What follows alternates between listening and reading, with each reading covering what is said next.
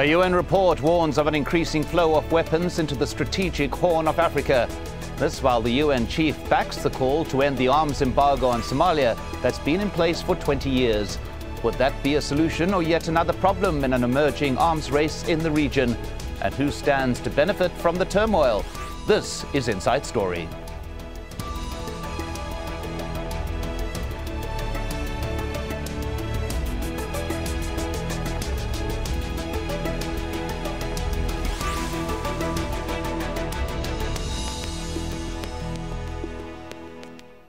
Hello and welcome to the program. I'm Mike Hanna. A United Nations monitoring team reports that an increasing amount of arms are being smuggled to al-qaeda-linked fighters in the Horn of Africa.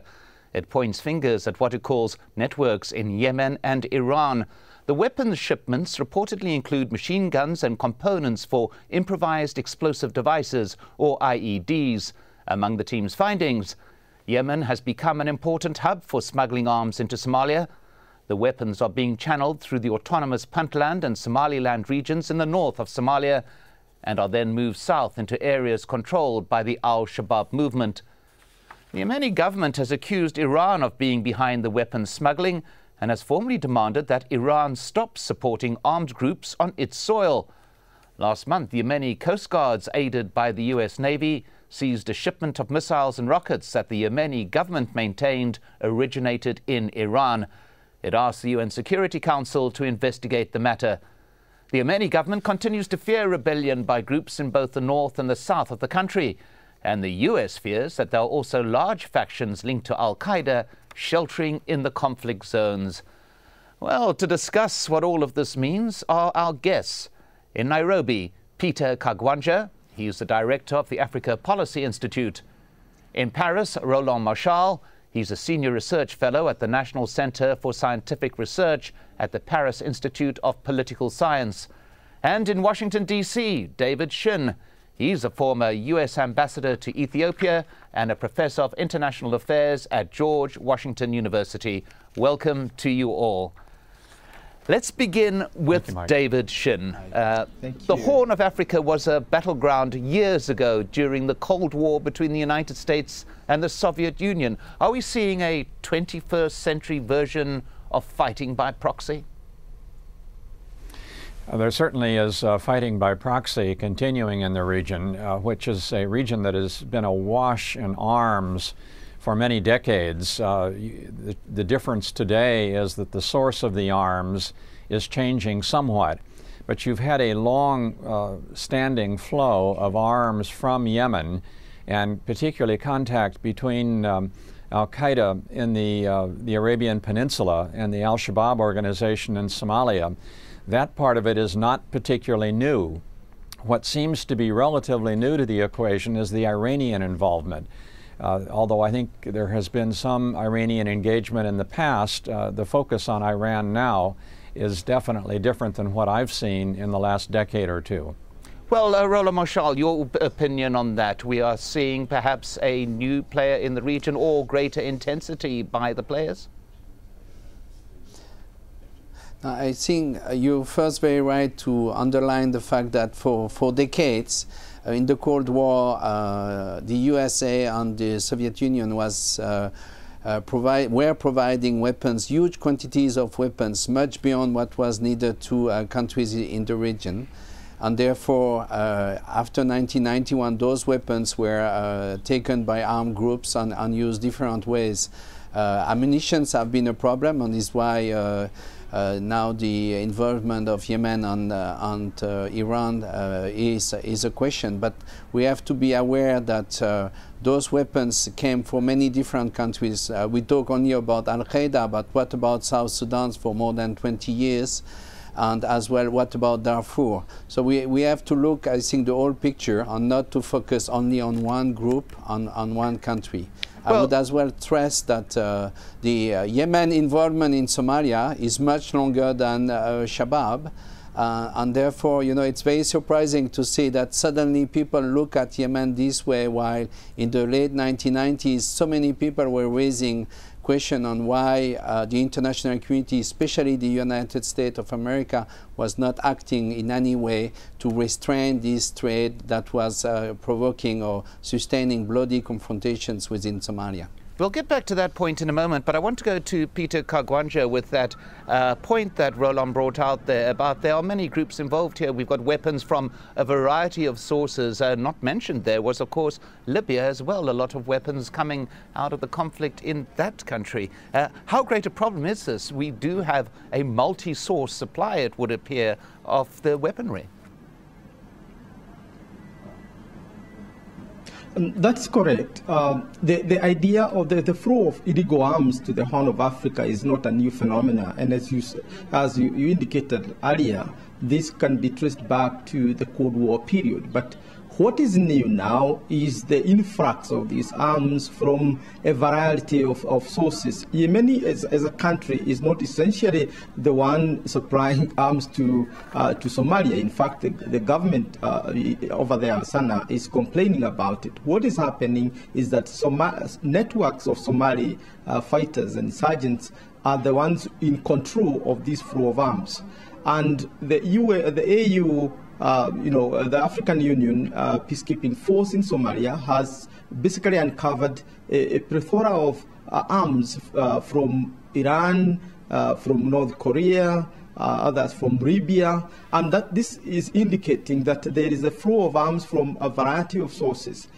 What is new in this particular flow of arms is that it is feeding into some of the global tensions and conflicts, particularly between Iraq and North Korea, and on the one hand, and other Western and other global actors on the other, and therefore.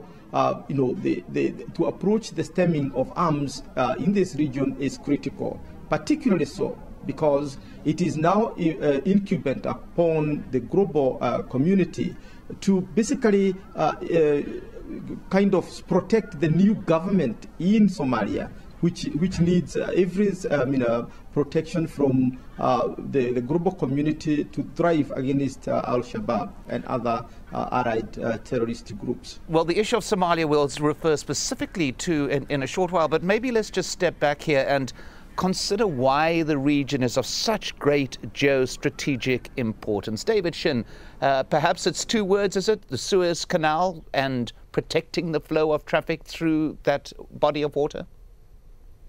That's part of it, but it's also its geographical location right next to the entire Arabian Peninsula, Middle Eastern area, where you also have large concentrations of oil that are exported, and also the potential for engagement or interaction with governments in the Gulf states and in the Middle East, where there are generally greater interests than there are in East Africa.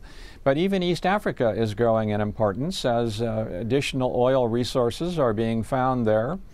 And it is strategic in terms of problems in the Great Lakes states of Central Africa. So it has a certain strategic importance of its own.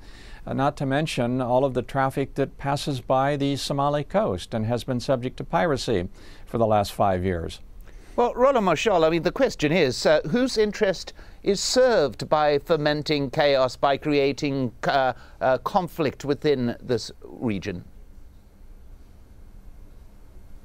Well, first, it's not because you have the supply of weapons, ammunition that you have a conflict.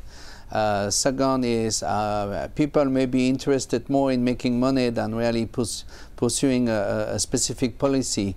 And maybe third, we now focus very much on Iran, but what about the others? We know that as well weapons came from the former Soviet Union republics that are not on any diplomatic agenda internationally. So first I have some, I just want that we keep the whole picture as our Kenyan colleague mentioned and not focus on only one country. The second is, yes, this is an area of break where even during the Cold War, I mean, we didn't mention, throughout the Cold War, one of the issues was not to make the Red Sea and Arab Lake, that was very much in the mind of many Israeli and then American policymakers. So, of course, this has been reframed by globalization, the end of the Cold War, but still we see that there is a very strong issue linked to the nature of the regime in the region, starting from Egypt up to Somalia, and to a certain extent, yes, he has become the playground for a number of countries outside the regions. Iran may be one of them because of his strategic alliance with Khartoum, but there are others in the West to promote their clients. Somalia inherited from that competition, tried to play it for quite some time. So it did well under the Cold War, but over the last 20 years, the end result of this competition was basically the continuation of a civil war in Somalia. Peter Kagwanja, we hear that there are many groups involved here, yet we see the focus of the UN monitors on what it calls networks in Iran. It appears to be almost a singled out for this report. Is this a red herring, do you believe? Is there the possibility that Iran is being unfairly labeled as the prime mover when there are many, many forces involved?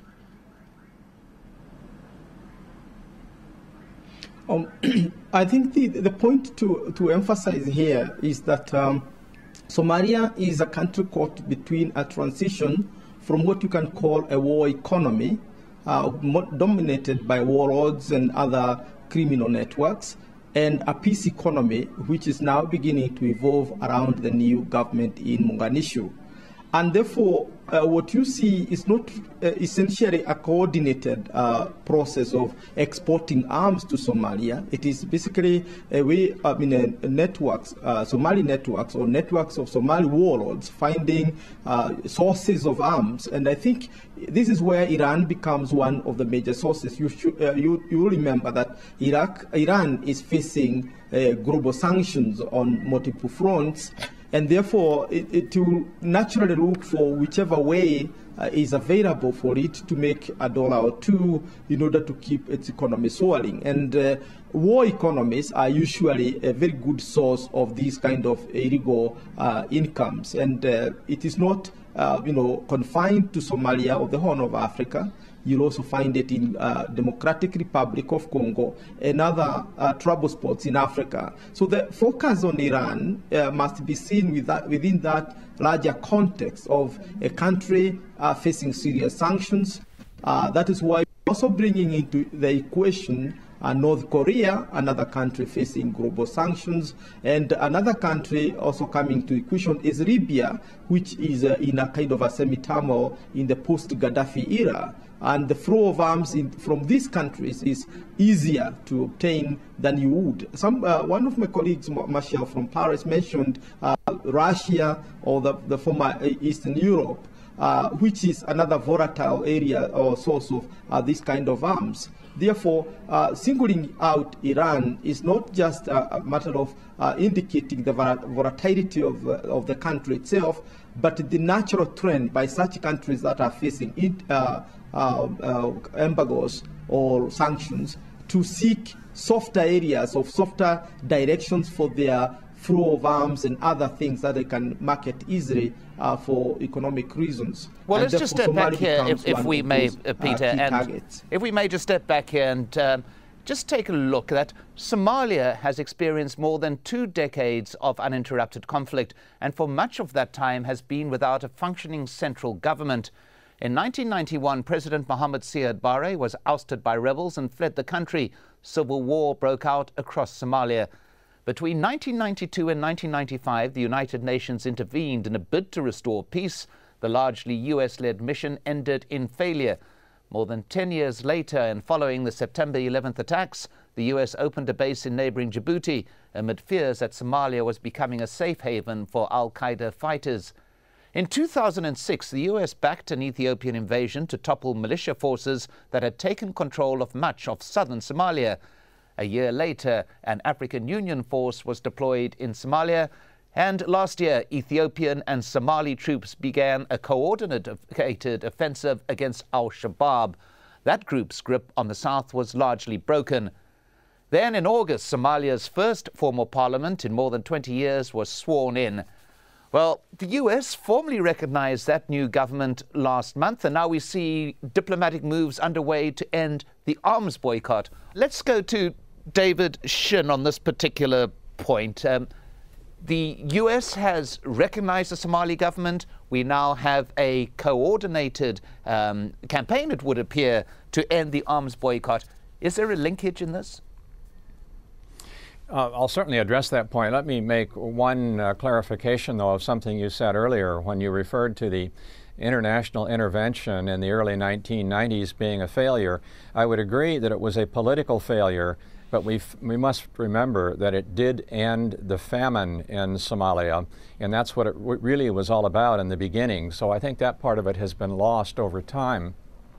As far as the current situation is concerned, the recognition by the United States last month of Somalia, I think, may be related to its support for the Somali government, which has specifically asked the United States to help end the arms embargo.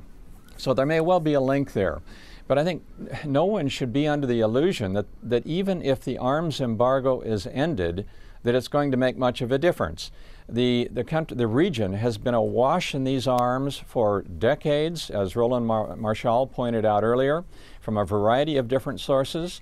And the fact that you simply end the arms embargo, which would allow the government of Somalia to obtain arms easier, is all that it really does, because the government already obtains arms. It just will make it simpler to do so, and in effect level the playing field somewhat with those organizations like Al-Shabab that receive them illegally. So that's really all that's happening here, I think, in terms of removal of the arms embargo. Well, Peter Kagwanja, what is your reaction to moves to end the arms embargo of Somalia? I think I would go for a gradual removal of the embargo rather than a rapid and whole-scale removal of those sanctions, largely because even at present, with the permissions of or provisions by the UN Security Council, the new government can obtain a degree of of arms to secure itself. At the same time, there is need to train the security forces in Somalia in order to be able to, put not only the men but also the arms in control in a manner that can be monitored easily. I'm not personally opposed to the idea of lifting the arms embargo, but I think it requires some coordination and some gradualism in doing that, taking into account the imperatives of allowing Somalia to progressively become come into the global community, which has started with the recognition of the government by the US and Turkey and other countries. I would add to that end that the culture of warlords in Somalia is beginning to become a thing of the past, but it is not yet in the past. We still have pockets of resistance, not only of Al-Shabab, but rivalries within clans still simmers, and therefore all that calls for a more gradual process of lifting the arms rather than just assuming that you can give Somalia a clean bill of health and therefore release the arms embargo. Well, Roland Marchal in Paris, I'd like to put to you this whole issue of, firstly, of the US recognizing the new Somali government, the moves now to lift the arms embargo. Is this too soon, do you think? Is recognition premature? Is the removal of an arms embargo on a state that is still to prove itself too soon? Well, I'm sure the new Somali president wants to prove his people that he could recover the full sovereignty of his state. Yes. Now, as an observer, you could raise, 3 reasons why you might not be so supportive. The first one is maybe a number of states, more or less, maybe not so often in the mainstream, may offer weapons as a way to bring about a political alliance with Somalia. That is not really what is needed at this time. That could disturb regional efforts as well. The second issue is, of course, when you trade weapons and you buy weapons, there are always allegations of kickbacks. It did happen in South Sudan with huge amount of money. It did happen in Uganda.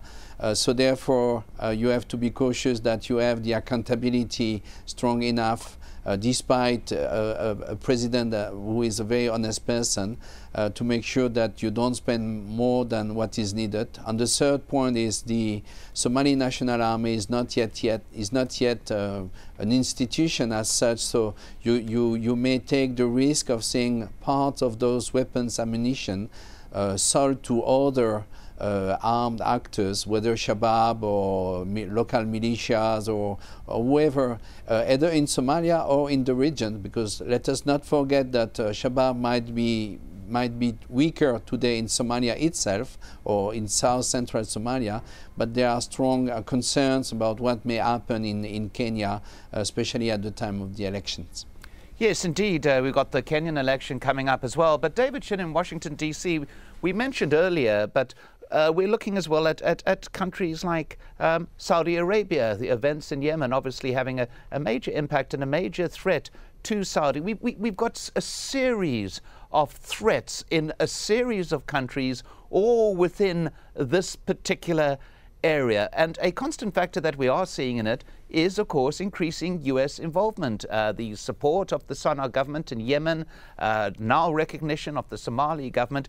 Is there a change in U.S. policy? Is it upping its participation within events in the region? There certainly is more activity aimed at trying to counter these extremist groups, particularly following developments in Mali and the Sahel region, which I think has thrown a real fear in the minds of Western countries. And I think there also are probably growing links between some of these organizations and what is happening in Somalia. On the one hand, Al-Shabab is a weakened organization. It has been squeezed by Kenya in the southern part of the country, in the Juba area. It has been squeezed out of Mogadishu, the greater Mogadishu area for the most part. But at the same time, it has done some expansion up into Puntland and even into parts of Somaliland. And its links with some of these other groups seem to be at least holding their own, if not growing. And it wouldn't surprise me that some of these weapons have actually come out of Libya, where there were huge storehouses of weapons that have gone to a variety of groups, and they might well have made their way down to Somalia. Well, Peter Kagwanja, we hear there that Kenya has been squeezing the Al-Shabab fighters from its side of the border. But this just intensifies as well of how great the threat of turmoil within the region is that it has a domino type effect that can run down not just in the immediate Horn of Africa, but through the continent as a whole. Yeah, you are right.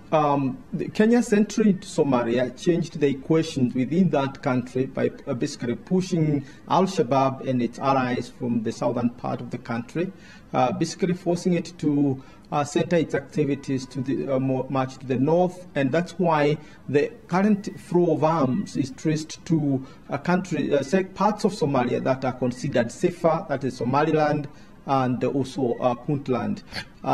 Within Kenya, Al-Shabaab has adopted new methods of fight back, including basically bombing, throwing grenades and other explosives to public transport, to mosques, churches, and other places where the public is concentrated.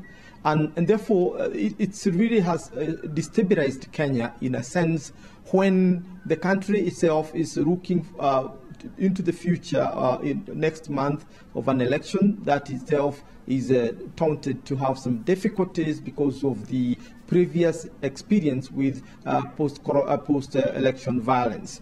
Well, remembering too, of course, those elections coming up in Kenya. At that point, Thanks to our guests, Peter Kagwanja in Nairobi, Roland Marchal in Paris, and David Shinn in Washington, D.C.